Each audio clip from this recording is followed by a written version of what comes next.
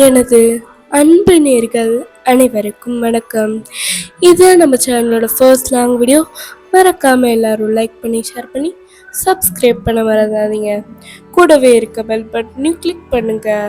கிருஷ்ணர் எடுத்த பல அவதாரங்கள், பல கதைகள் நம்ம கேட்டிருப்போம்.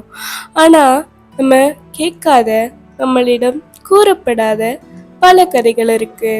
அதுல 7 கதைகளை தான் நம்ம இன்னைக்கு பார்க்க போறோம். நாங்க உங்களுக்கு சொல்றோம், வாங்க வீடியோக்குள்ள போலாம். கிருஷ்ணருடைய மறைக்கப்பட்ட கதைகள்.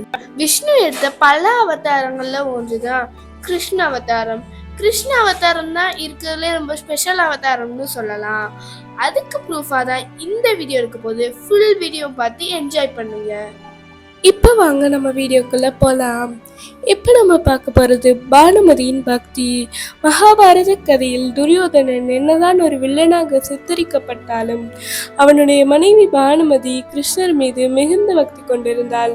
அதற்கு ஆதாரமாக துரியோதனன் அரண்மனையில் பானுமதியின் தனி அறையில் கிருஷ்ணருக்கென்று ஒரு தனி இடம் ஒதுக்கி அதில் கிருஷ்ணரின் சிறிய விக்கிரகத்தை வைத்து நாள்தோறும் பூஜை செய்து வந்தாள். ஒரு முறை துரியோதனின் அரண்மனைக்கு கிருஷ்ணர் விருந்தினராக வந்திருந்த போது அவரை பானுமதி மரியாதையுடனும் பக்தியுடனும் உபசரித்தார். இந்த கதை நமக்கு பானுமதியின் பக்தியை காட்டுகிறது. ராதையின் அன்பு. ஒரு முறை ராதை மற்றும் மற்ற கோபியர்கள் கிருஷ்ணரின் மீது மிகவும் கோபம் கொண்டனர். அவர்களின் கோபம் மிக தீவிரமாக இருந்ததால் கிருஷ்ணருக்கு கடுமையான தலைவலி ஏற்பட்டது.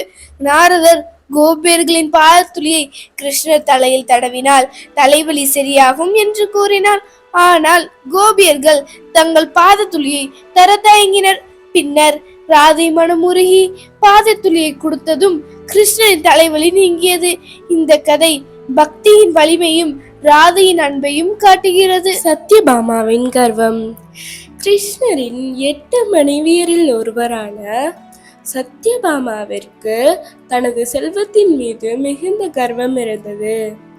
அது எவ்வாறென்றால், மீதம் இருக்கும் 7 மனைவியரிடமும் சத்யபாமா மிகுந்த கர்வத்துடன் நடந்து கொண்டாள். அதை கிருஷ்ணரும் கவனித்தார்.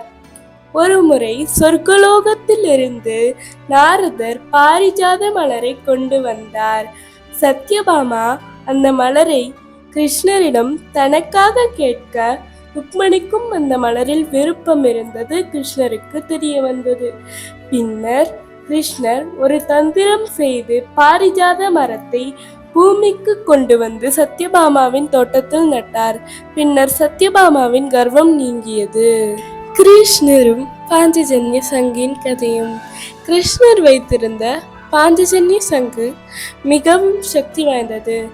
மேலும் அது போர்க்களத்தில் எதிரிகளை நடுங்க வைக்கும் ஒலியை எழுப்பியது. இந்த சங்கு கடல் ஆழத்தில் அட்டகாசம் செய்து கொண்டிருந்த அரக்கர்களை கிருஷ்ணர் அழித்த பிறகு கிருஷ்ணருக்கு இந்த சங்கு கிடைத்தது என்று கூறப்படுகிறது. குருவின் மகனுக்காக யமனுடன் போர். கிருஷ்ணருடைய குருவான சாந்திபனி முனிவரின் மகன் ஒருமுறை உயிரிழந்து விட்டார். குருவின் துயரத்தை போக்க நினைத்த கிருஷ்ண பரமாத்மா உடனடியாக யமனின் இருப்பிடம் சென்றார். யமனின் இருப்பிடம் சென்ற கிருஷ்ணர் யமனை பார்த்து இவ்வாறு கேட்டார்: யம தர்மராஜரே, எனது குருவின் மகனுடைய உயிரை என்னிடம் ஒப்படைத்து விடுங்கள் என்றார் கிருஷ்ணர்.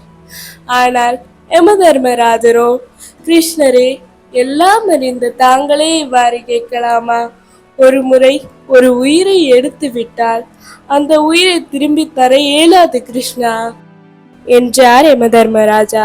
அதற்கு கிருஷ்ணரோ, யம தர்மராஜரே, எனது நிலைமையை கொஞ்சம் புரிந்து கொள்ளுங்கள். அங்கு என் குரு மிகுந்த துயரத்தில் உள்ளார். அவர் துயரத்தை போக்க இதுவே சரியான வழி. அதனால் என் குருவின் மகனுடைய உயிரை என்னிடம் திருப்பி கொடுத்து விடுங்கள் என்றார் கிருஷ்ணர். அதற்கு யம தர்மராஜரோ, இல்லை கிருஷ்ணா, இல்லை. இந்த உலகை விட்டு சென்ற உயிரை என்னால் திருப்பி தர இயலாது. நீங்கள் இங்கிருந்து சென்று விடுங்கள் கிருஷ்ணரே என்றார் யம தர்மராஜா.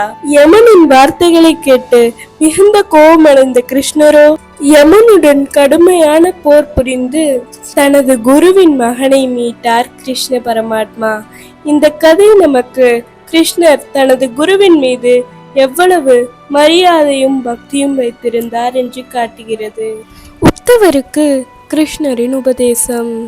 மகாபாரத போர் முடிந்து யாதவ குலம் அழிந்து கிருஷ்ணர் தனது பூலோக வாழ்வை முடித்துக்கொண்டு வைகுண்டம் செல்லும் முன் தனது நெருங்கிய நண்பரும் பக்தருமான உத்தவருக்கு ஞான உபதேசம் செய்தார். இந்த உபதேசம் உத்தவ கீதை என்று அமைக்கப்படுகிறது. இது பகவத்கீதையை போலவும் மிகுந்த முக்கியத்துவம் வாய்ந்தது. துவாரகையின் அழிவு. கிருஷ்ண துவாரகையை உருவாக்கிய பிறகு யாதவ குலத்தின் அழிவுக்கு பிறகு அந்த நகரம் கம்பீரமாக கடலில் நின்று கொண்டிருந்தது. திடீரென கடலில் மூழ்கியது. இதுவும் கிருஷ்ணரின் லீலைகளின் ஒன்றாகத்தான் பார்க்கப்படுகிறது. இந்த வீடியோ முடிஞ்சு. இந்த வீடியோவில் கிருஷ்ண பரமாத்மாவை பற்றி நீங்கள் என்ன புதுசாக தெரிஞ்சுக்கிட்டீங்க? மேலும் எந்த கடவுளை பற்றி வீடியோ போடலாம் அப்படிங்கிறதையும் கமெண்ட்டில் சொல்லுங்கள்.